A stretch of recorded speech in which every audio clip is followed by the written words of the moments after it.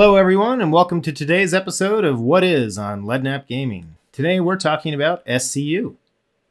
Standard Cargo Units, SCU, are both a standardized unit of measure that allows for the cargo capacity of ships to be effectively designated and a shipping container that is essential to the efficient economy of transportation in Star Citizen.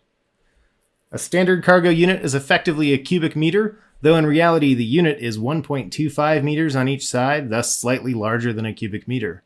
This is because the conceptual cargo capacity of an SCU is itself a cubic meter, so the extra space in the measurement is to allow for packaging for the container. As you can see here on this container of human waste, there's a supporting structure to protect the container to allow for efficient stacking, movement via machine, and protection of the contents to ensure that during transport, your cargo hold doesn't become a crappy place to be. Different SCU containers for different types of cargo effectively carry more or less than a cubic meter. As you can see, this SCU of titanium has 2 compartments, but significantly more space is allocated to the support structure than the human waste container. All SCU containers, however, carry 100 units of their designated cargo. It is in this unit size that contents may vary, but an SCU will always hold 100 units of the specified cargo. As such, 100 units of titanium may not actually fill 1 cubic meter of volume, as 100 units of water would.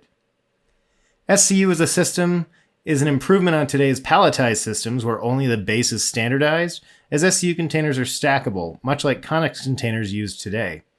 This improvement is important because SCU containers are a critical factor in the protection of their cargo. In the full release of the persistent universe, unsecured cargo can fly about during abrupt maneuvers and damage both the ship and the cargo. SCU containers are designed to fit against the magnetized grid on the ship to ensure cargo stays secure, while the container provides all required environmental elements for safe storage. As a result, defining ship cargo volume by simply calculating the true volume of the cargo bay would be misleading. Rather, ship SCU capacities are reflective of the total magnetized grid space multiplied by the maximum stacking height.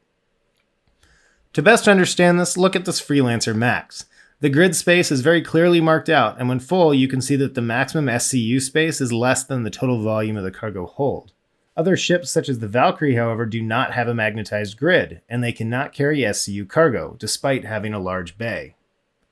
Ships can carry multiple types of cargo thanks to the SCU system, but it's important to note that an SCU container is fixed to a specified cargo, unlike a pallet or a Connex today. This means that if you load 101 units of cargo, you're loading 2 SCU of cargo. If you carry 200 units of cargo, you're still loading 2 SCU of cargo. It is also important to understand that SCU capacities on ships are not definitive of their maximum cargo capacity. For example, packages such as this one are not SCU containers and can carry an unspecified amount of units of a cargo type. These are not fixed to a cargo grid and can be placed anywhere you place the package.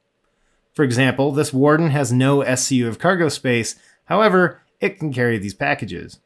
Placing these packages on a magnetized grid, however, allows them to be sold as commodities at trade terminals. Only ships with SCU capacities can be accessed by the drones who load and offload cargo, so only ships with a minimum of 1 SCU can trade via a trading console. If you plan to move commodities, then you will need a magnetized grid to take SCU, and while not everything transports in SCU containers, bulk shipping does. There is an exception to this in some ships like the Aurora, which have an external cargo box, but these are still loaded with SCU containers and still counted as SCU space. Still unsure about SCU? Let's discuss in the comments below, and as always, don't forget to hit subscribe, and I will catch you all next time.